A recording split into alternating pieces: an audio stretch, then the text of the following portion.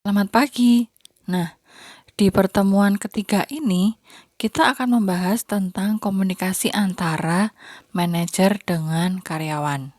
Oke, nah, yang kita bahas hari ini, secara khusus kita akan membahas tentang komunikasi yang terjalin atau yang dilakukan oleh manajer dengan karyawannya, sehingga pada akhirnya dari relasi yang terjalin ini, dari komunikasi yang dilakukan ini, itu akan menumbuhkan komitmen karyawan untuk perusahaannya, dan pada akhirnya akan menumbuhkan performa perusahaan yang semakin meningkat. Oke, jadi pada hari ini ada 3 hal yang akan kita lihat. Yang pertama adalah kita mulai dari esensi atau pentingnya komunikasi antara manajer dengan karyawan. Kemudian kita lihat untuk berkomunikasi yang baik dengan karyawan, manajer ini perlu kemampuan apa saja. Nah, yang terakhir kita akan melihat ketika manajer ini dituntut untuk bisa menumbuhkan komitmen pada karyawan, maka perusahaan ini harus memberikan support seperti apa kepada manajer. Oke, yang pertama kita lihat dulu dari esensi atau pentingnya komunikasi antara manajer dengan karyawan. Nah, pentingnya komunikasi antara manajer dengan karyawan ini didasarkan pada perkembangan dewasa ini, bahwa ketika seseorang itu mempunyai posisi sebagai manajer di sebuah perusahaan, maka saat ini perkembangan dewasa ini, posisi manajer itu bukan hanya orang yang punya kekuasaan, yang bisa mengendalikan karyawan, yang bisa memberikan tugas kepada karyawan, tapi posisi manajer ini harus dapat pula menumbuhkan relasi yang kuat dengan karyawan dan juga berkolaborasi dengan karyawan sehingga menimbulkan atau menumbuhkan komitmen kerja dari karyawan itu kuat. Nah, dari komitmen kerja ini nanti, itu tujuan akhirnya atau muara akhirnya dari kerjasama yang harmonis antara manajer dengan karyawan itu dapat meningkatkan performa perusahaan. Nah, dari sini kita harus lihat dulu untuk menciptakan tempat kerja yang kondusif, untuk menciptakan lingkungan yang kondusif bagi karyawan, maka seorang manajer dalam perannya untuk membangun komitmen bagi karyawan dan membangun relasi dengan karyawan itu harus memahami beberapa hal. Yang pertama, memahami dulu pentingnya relasi antara manajer dengan karyawan dan pengaruhnya bagi iklim kerja, komitmen karyawan, dan bisnis performance. Yang kedua, memahami atau memiliki kemampuan atau strategi untuk menciptakan hubungan kerja, yaitu relasi antara manajer dengan karyawan yang kuat. Nah, setelah punya strategi untuk menciptakan hubungan kerja yang kuat, diharapkan manajer itu juga punya punya strategi untuk memelihara hubungan yang sudah terjalin dengan karyawan. Jadi, ketika manajer memahami esensi ini dulu, memahami bahwa perannya pada saat ini tidak hanya sebagai manajer yang memberikan penugasan, yang melakukan fungsi untuk pengawasan karyawan, tetapi juga diharapkan bisa menjadi relasi kerja dan berkolaborasi dengan karyawan, maka manajer itu harus paham dulu kemampuan seperti apa yang harus dia miliki untuk bisa menciptakan relasi yang baik dan memelihara relasi tersebut. Nah, kira-kira seperti ini relasi antara komitmen karyawan dengan relasi antara manajer dengan karyawan. Jadi, dari relasi atau hubungan kerja yang dimiliki manajer dengan timnya atau dengan karyawannya itu akan menciptakan iklim kerja yang kondusif bagi karyawan atau tim kerjanya. Nah, ketika ada iklim kerja yang kondusif, yang menyenangkan untuk karyawan, dan karyawan merasa dihargai, dan memiliki manajer yang bisa berkolaborasi dengan baik dengan mereka, nah, mereka akan mencapai komitmen untuk bekerja dengan baik. Kemudian juga ada rasa saling memiliki dengan perusahaan. Nah, ketika tercapai komitmen dari karyawan dan juga tercapai rasa saling memiliki antara karyawan dengan perusahaan, tujuan akhirnya adalah ini, performa bisnis perusahaan itu akan meningkat. Oke, dari sini kita akan lihat, nah ini dia, kemampuan membangun hubungan kerja dengan karyawan. Nah, seperti yang sudah dijelaskan sebelumnya, bahwa pada masa kini manajer itu dituntut untuk memiliki relasi yang baik dengan karyawannya atau tim kerjanya. Nah, dari relasi yang terjalin ini diharapkan bahwa kedua belah pihak itu merasakan mutual benefit atau sama-sama merasakan manfaatnya. Jadi, ketika kedua belah pihak merasakan manfaat yang sama, itu pada akhirnya akan menumbuhkan komitmen di mata karyawan dan akan memunculkan rasa saling memiliki antara karyawan dengan perusahaan. Nah, dari sini kita akan lihat, untuk menjadi manajer yang baik di masa kini, untuk menjadi seorang manajer yang dapat memberikan mutual benefit dengan karyawan, maka seorang manajer itu harus memiliki beberapa kemampuan ketika dia berhadapan dengan karyawannya. Nah, yang pertama adalah self-awareness, bahwa menjadi manajer itu kalian harus bisa mengatur emosi dengan baik, mengendalikan emosi dengan baik. Kemudian kalian mengenali kelebihan kalian yang bisa kalian manfaatkan untuk membuat karyawan itu merasakan mutual benefit. Nah, kemudian juga mengenali gaya komunikasi kalian. Jadi, bagaimana kalian menyampaikan sesuatu itu kira-kira mudah diterima atau tidak oleh karyawan. Dan juga mengenali sekitar kalian. Kira-kira gaya komunikasi seperti apa yang mudah diterima oleh karyawan. Nah, selain self-awareness, manajer itu harus punya ini juga, komunikasi yang baik. Maksudnya di sini adalah ketika kalian menjadi manajer, kalian itu harus bisa menyalurkan informasi yang tepat ke tim kerja. Jadi informasinya valid dan lengkap.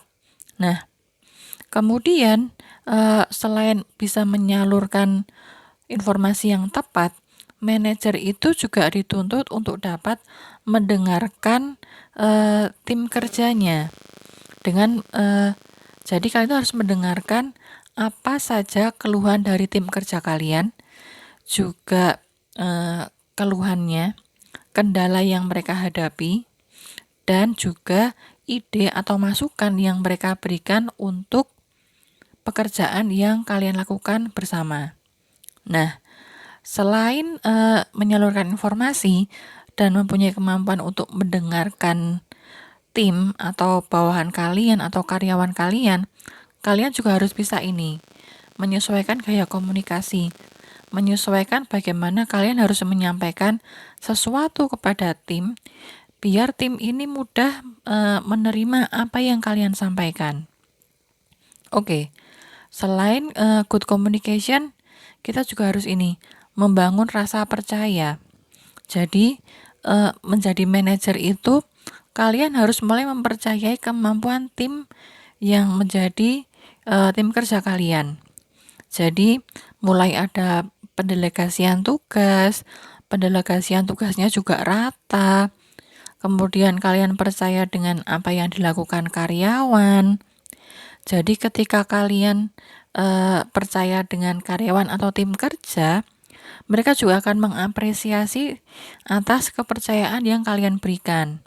Nah, ketika kalian sudah mencoba untuk mempercayai bawahan, dari kalian sendiri juga harus mencerminkan tindakan yang jujur dan tindakan yang profesional, sehingga kalian sendiri dengan tindakan kalian dan profesionalitas yang kalian miliki, kalian itu menjadi sosok manajer yang dapat dipercaya oleh bawahannya.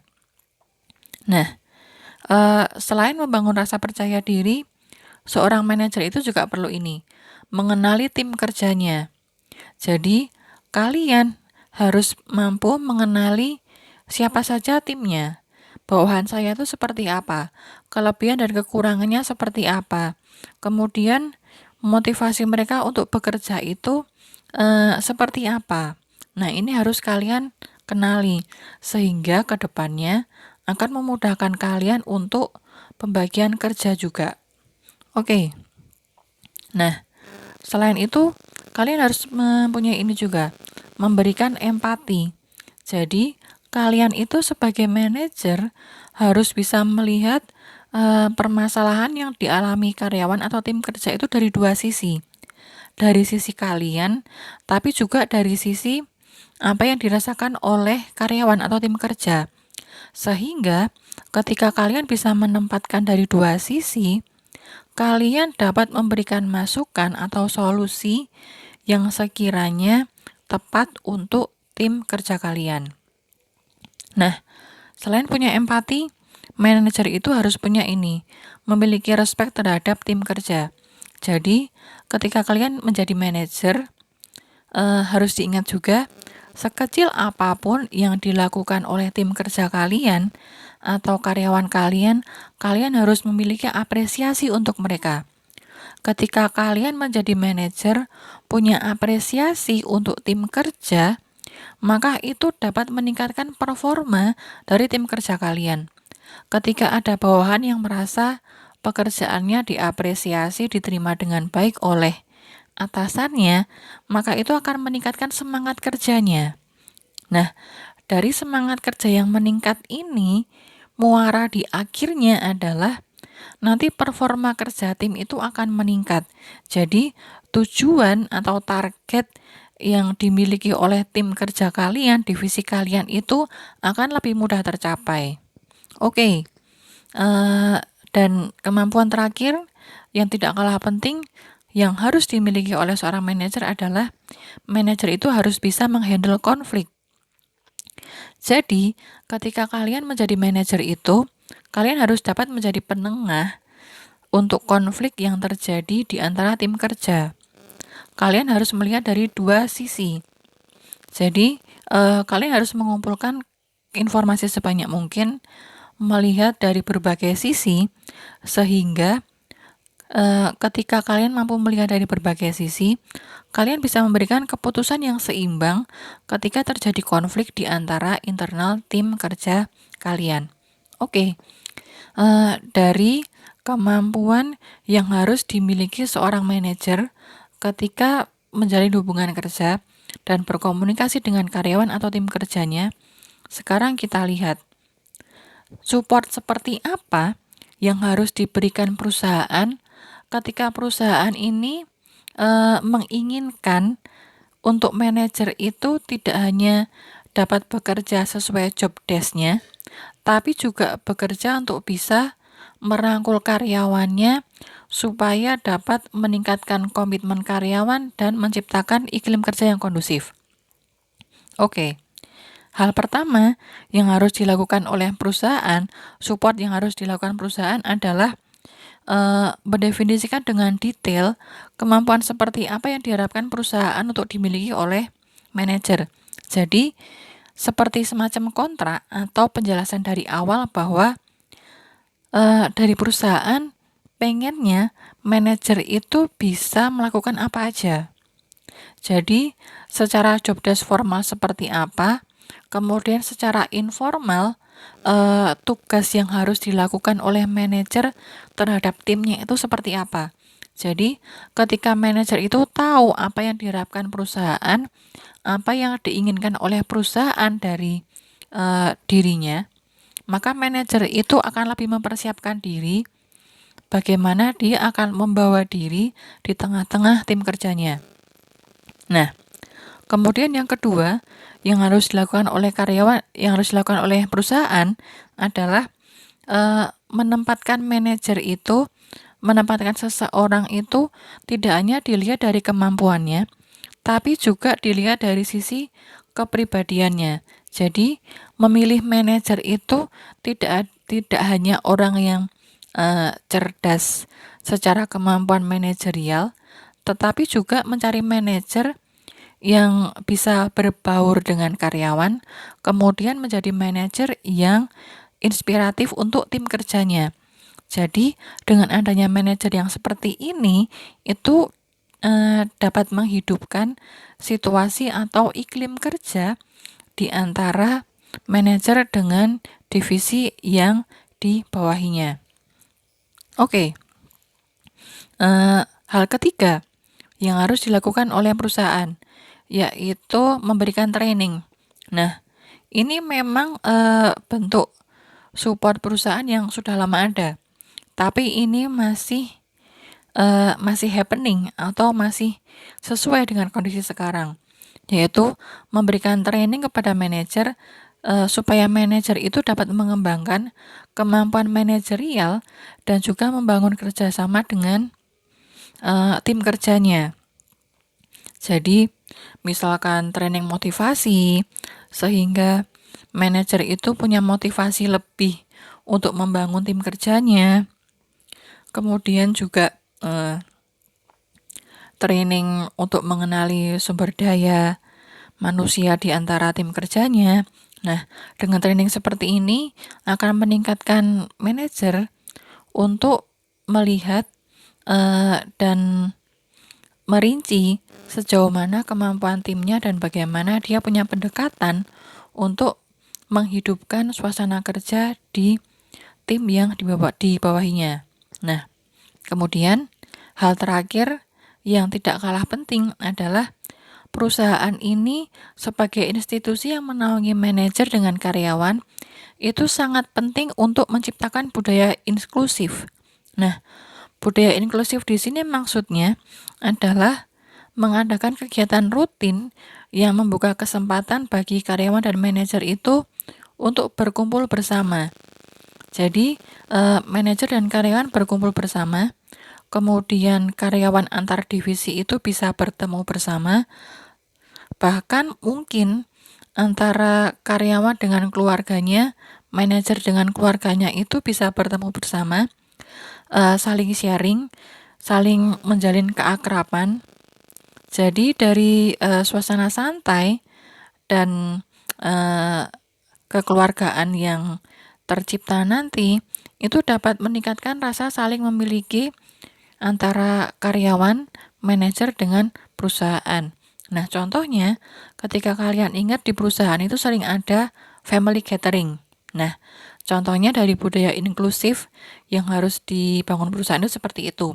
Seperti ketika perusahaan memberikan family gathering untuk karyawannya, sehingga antara karyawan dan manajer di semua level itu bisa bertemu, bisa menjalin keakraban satu dengan yang lain. Oke, sampai di sini materi kita hari ini. Semoga dapat memberikan pemahaman lebih pada kalian ketika kalian menjadi manajer nanti, itu hal-hal apa saja yang harus kalian lakukan dan support seperti apa yang harus kalian berikan untuk tim kerja kalian. Sekian materi hari ini, kita akan lanjut ke forum diskusi di Google Classroom. Terima kasih.